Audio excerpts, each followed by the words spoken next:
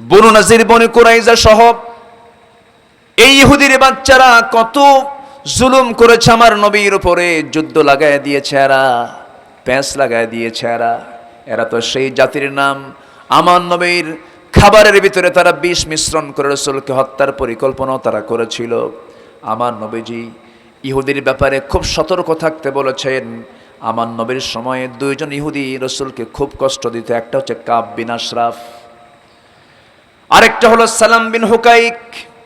এই দুইটা ইহুদি কীট, এই দুইটা বদমাইশের বিরুদ্ধে আমার নবীজি বললেন, এই দুইটার চরম শাস্তি কে দিতে পারবে? কোন সাহাবী আছো বলো? ওই মদিনার দুটা গোত্র ছিল, আওস এবং খাজরাজ গোত্র, তারা খুব ভালো ছিল। আওস গোত্রের লোক কাব বিন আশরাফকে দুনিয়া থেকে বিদায় করে দিয়েছে বিভিন্ন টেকনিক করে, সাহাবীরা টেকনিক করে বিভিন্ন কৌশল করে কাব বিন আশরাফকে অনেক লম্বা কথা বিদায় করে দিয়েছে। সালাম বিন হুকাইক, এই ইহুদিকে কে মারবে? রাসূল যখন বলে ফেললেন, পাঁচজন প্রতিনিধি ঠিক হয়ে গেল। এই পাঁচজন প্রতিনিধির মধ্যে যিনি নেতৃত্ব দিয়েছেন তিনি হচ্ছেন আব্দুল্লাহ বিন আতিক রাদিয়াল্লাহু তাআলা আনহু। বিভিন্ন কৌশল করে ওই সমস্ত ইহুদিদের মূল ফটকের মধ্যে ঢুকে গেলেন। অন্ধকার রজনী, তিনি তাল খুঁজতে লাগলেন, একটা কায়দা খুঁজতে লাগলেন, আমি কেমন করে ওই সময় ওই ইহুদির নেতা সালাম বিন হুকাইককে খুঁজে পাবো। অন্ধকারের ভিতরে একটা আওয়াজ দিয়ে সালাম বলে যখন ডাক দিয়েছে, সঙ্গে সঙ্গে সে সাড়া দিয়েছে। সে অন্ধকারের মধ্যেই তিনি অতর্কিত হামলা চালালেন, মস্তকটা বিচ্ছিন্ন করে দুনিয়া থেকে বিদায় করে দিয়া এই পাঁচজনের যিনি সেনাপতি ছিলেন, প্রধান যিনি ছিলেন, এই আব্দুল্লাহ বিন আতিক রাদিয়াল্লাহু তাআলা আনহু, সেই জায়গা থেকে তিনি যখন বের হয়ে আসতেছিলেন, প্রত্যেক দরজাগুলো তিনি আগে লাগাইয়া দিয়েছিলেন, একটা একটা করে খুলে তিনি বাইরে বের হয়ে আসলেন। বাইরে বের হয়ে আসার সময় তিনি লক্ষ্য করেন অন্ধকার ছিল। এক জায়গায় তিনি লাফ মারতে নিয়ে তিনি মাটি মনে করে লাফ মেরেছেন, কিন্তু অনেক নিচু ছিল, পাটা ভেঙে গেছে। আব্দুল্লাহ বিন আতিক এসে ওই পাঁচজন সাহাবী সহ যখন নবীর সামনে হাজির হয়েছেন, বলছেন, ইয়া রাসূলুল্লাহ, আপনার শত্রু, ইমানদারের শত্রু, মুসলমানদের শত্রু ইহুদি সর্দার সালাম বিন হুকাইককে আমরা জাহান্নামে পাঠায়া দিয়েছি। আমার নবীজি বলছেন, আব্দুল্লাহ বিন আতিক, তুমি তো হাঁটতে পারতেছো না, কি হয়েছে তোমার পায়ে বলো তো হুজুর? লাফ মারতে আমার পাটা ভেঙে গেছে। আমার নবীজি করলেন কি, আস্তে করে বললেন, আমার আব্দুল্লাহ এইদিকে আসো।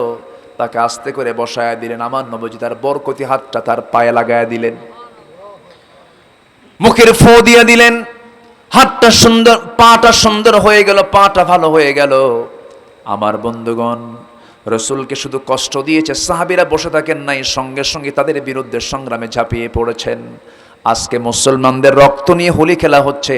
যে মুসলমান অন্তত প্রতিবাদটুকু জানাতে পারে না, তার চেয়ে বড় মুনাফিক এই জমিনে আর থাকতে পারে না। ওই সমস্ত বাতিলদের বিরুদ্ধে, ওই সমস্ত জালিমদের বিরুদ্ধে মোকাবেলা করার দরকার আছে না নাই?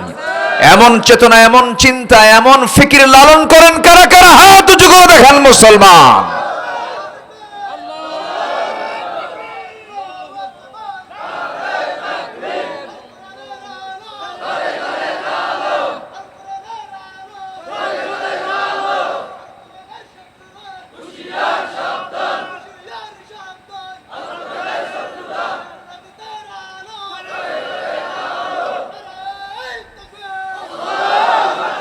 আল্লাহ কবুল করুন, জোরে বলে আমিন। এই তাকবীর অনেকের গায়ে জ্বালা করে, আছে না নাই? বলে যে মাহফিল হবে কিন্তু তাকবীর দেওয়া যাবে না, এরকম বদমাইশও আছে। অথচ এই স্লোগান তো বদরের, এই স্লোগান তো উহুদের, এই স্লোগান তো খন্দকের।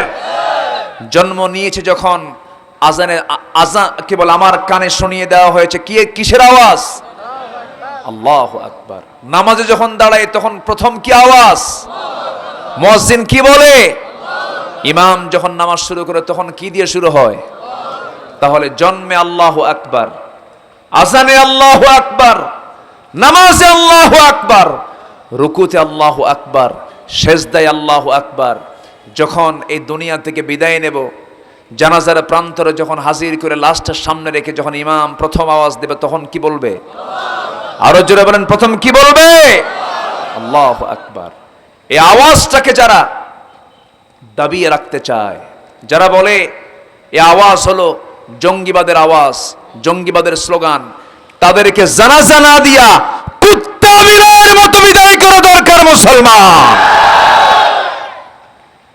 সম্মানিত ভাইয়েরা, সম্মানিত বন্ধুগণ, শুধু আব্দুর রহমান, পিতা আব্দুল মালেক, এই পরিচয় দিয়ে দুনিয়াতে আপনি মুসলিম সম্প্রদায়ে ভুক্ত হতে পারেন, কিন্তু আদালতে আখিরাতে এই নামের শুধু পরিচয় দিয়ে জান্নাত পাওয়া যাবে না। ওই আইডি কার্ডের মতো এক বেচারে আইডি কার্ড নিতে গেছে, আইডি কার্ড করতে দিয়েছে নির্বাচন কমিশনে। আইডি কার্ড নেওয়ার দিন যে দেখে তার আইডি কার্ডে তার নাম হলো নজিবুল্লাহ, কিন্তু নাম উঠে আছে নাউজুবিল্লাহ। নাম উঠে আছে কি? নাউজুবিল্লাহ। হয়তো আজকে আপনি আব্দুর রহমান, কিন্তু কিয়ামতের দিন যদি আপনি ঈমান না নিয়ে মরেন, সেদিন আপনার নাম আব্দুর রহমান থাকবে না। তখন হয়ে যাবেন আপনি আব্দুর রহমান না হয়ে আপনি যার গোলামি করছেন, যার আইন মেনেছেন, যে নেতার কথায় আপনি ওঠা বসা করেছেন, রাসূলের নেতৃত্বকে মানেন নাই, তার নাম উঠে আসবে।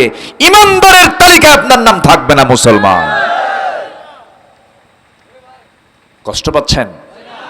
আলোচনা চালাই, জোরে বলি ইনশাআল্লাহ, আরো জোরে বলি ইনশাআল্লাহ। সম্মানিত ভাইয়েরা, ইহুদি খ্রিস্টান মুসলমানদের কোনোদিন বন্ধু হতে পারে? আসতে বলবেন না, পারে? কখনো বন্ধু ছিল? ওরা তো আল্লাহকেও গালি দেয়, আল্লাহকে নিয়ে বলে ওজায়ের হলো আল্লাহর ছেলে। খ্রিস্টানরা বলে ঈসা হলো আল্লাহর ছেলে। ওরা আল্লাহকে পর্যন্ত, আল্লাহকে নিয়ে পর্যন্ত বাজে কথা বলে। কোরআন বলতেছে, আল্লাহ রাব্বুল আলামিন বলেন, وقالت اليهود عزير ابن الله وقالت النصارى المسيح ابن الله ذلك قولهم بأفواههم।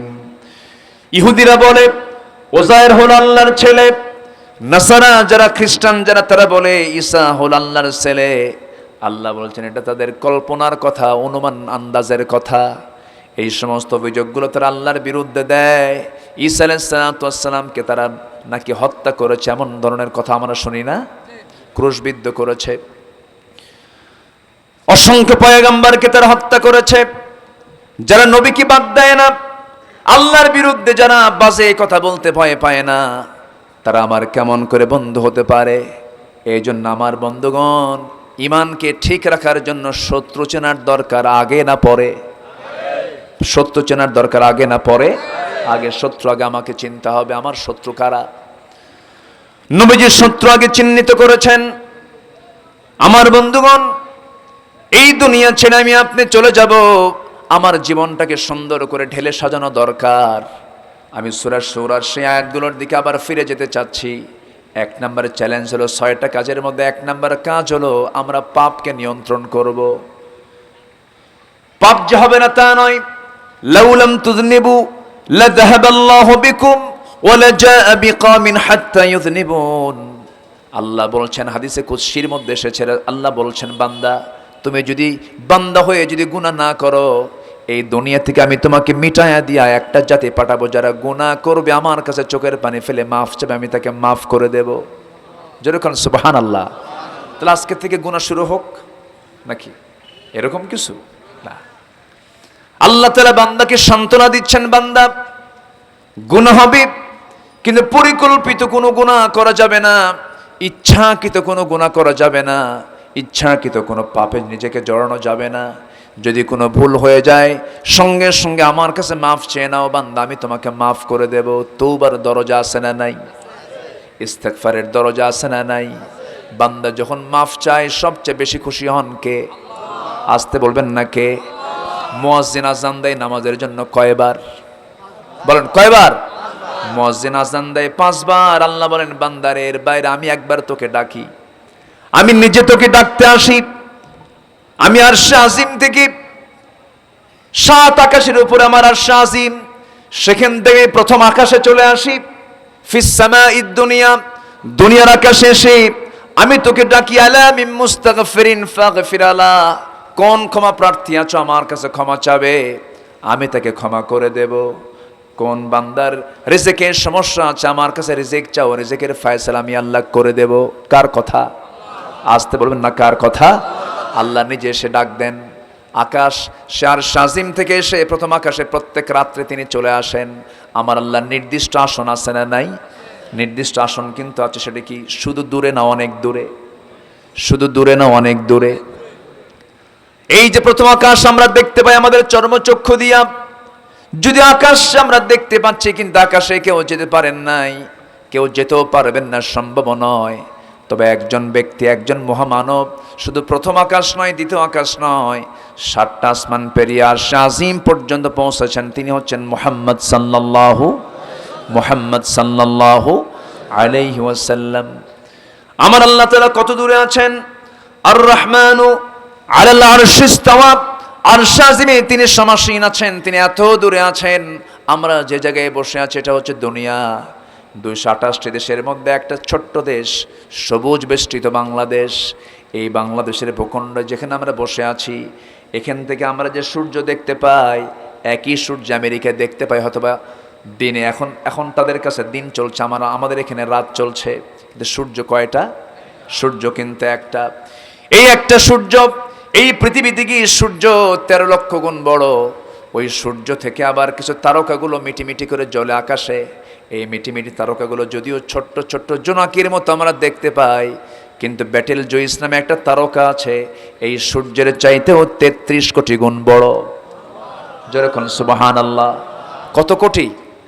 মনে হয় ছোট হয়ে গেছে নাকি? 33 কোটি গুণ বড়। মহাশূন্যে রয়েছে অসংখ্য গ্যালাক্সি। এক একটা গ্যালাক্সির ভিতরে 500 বিলিয়ন করে তারকারাজি আল্লাহ রাব্বুল আলামিন রেখে দিয়েছেন। আমার বন্ধুগণ, এই যে মহাশূন্যের কথা বললাম, মানুষ চাঁদের দেশে গেছে, মানুষ মঙ্গল গ্রহে গেছে, চাঁদের দেশে মানুষ সফর করেছে 70 দশকে। মানুষ মঙ্গল গ্রহে নাকি কিছু জায়গাও কিনছে, ওই জায়গায় গিয়ে থাকো। এখন যদি মানুষ চিন্তা করে, চাঁদ দেখলাম, মঙ্গল গ্রহ দেখলাম, সূর্যের কাছে তো যাওয়া সম্ভব না, বিশাল তাপ, একটু তারকার দেশে যাব, তারকা দেখে আসব। পৃথিবীর সবচেয়ে নিকটবর্তী তারকা হলো প্রক্সিমা সেন্ট্রাই। প্রক্সিমা সেন্ট্রাই যদি কেউ যেতে চায়, পৃথিবীর কোনো যানবাহন দিয়ে চলবে না, বিমান দিয়ে চলবে না, নভোযানে চড়তে হবে। নভোযানের আপডেট হলো আজকের দুনিয়ায় সবচেয়ে আপডেট নভোযান হলো অ্যাপোলো 11। অ্যাপোলো 11-এর গতি হলো প্রতি ঘন্টায় 39,000 কিলোমিটার। 39,000 কিলোমিটার বেগে ওই নভোযানে চড়ে যদি কোনো আদম সন্তান যদি রওনা দিয়ে দেয় সেই প্রক্সিমা সেন্ট্রাই নামক তারকার দেশে যেতে, তার সময় লেগে যাবে ঘন্টায় 39,000 কিলোমিটার বেগে সময় লাগবে 1,15,000 বছর মাত্র। যাবেন কারা কারা? হাত তোলেন। সম্ভব? যাবেন কোন দিন? বাঁচবেন কয়দিন? যাবেন কোন দিন? সম্ভব না। এই তো বললাম শুধু একটা তারকার কথা। মহাশূন্য পড়ে আছে, বিশাল শূন্যতা পড়ে আছে, আকাশ পড়ে আছে, দ্বিতীয় আকাশ, তৃতীয় আকাশ, চতুর্থ আকাশ, পঞ্চম আকাশ, ষষ্ঠ আকাশ, সপ্তম আকাশ, এরপরে আমার আল্লাহ তাআলার আরশ।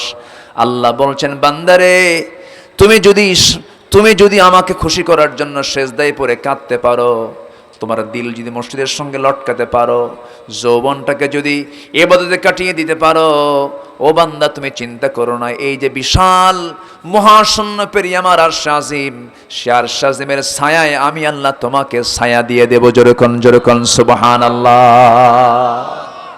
তাহলে সে আরশে আজিমের ছায়া কি সবাই নিতে চান? কোন বিমানে চড়ে যাবেন? দুনিয়ার কোন বিমান দিয়ে যাওয়া যাবে? স্পেশাল ফ্লাইট লাগবে কার? আসতে বলবেন না, কার? আল্লাহ। আপনাকে খুঁজতে হবে সেই সঠিক লাইনের নাম হলো ইহদিনাস সিরাতাল মুস্তাকিম সিরাতাল্লাযীনা আন'আমতা আলাইহিম গায়রিল মাগদুবি আলাইহিম ওয়ালাদ-দাল্লিন। এরপরে আরো জোরে বলেন, আরো জোরে বলেন। এই ইহুদির বাচ্চা নবীর যুগে ছিল কি ছিল না?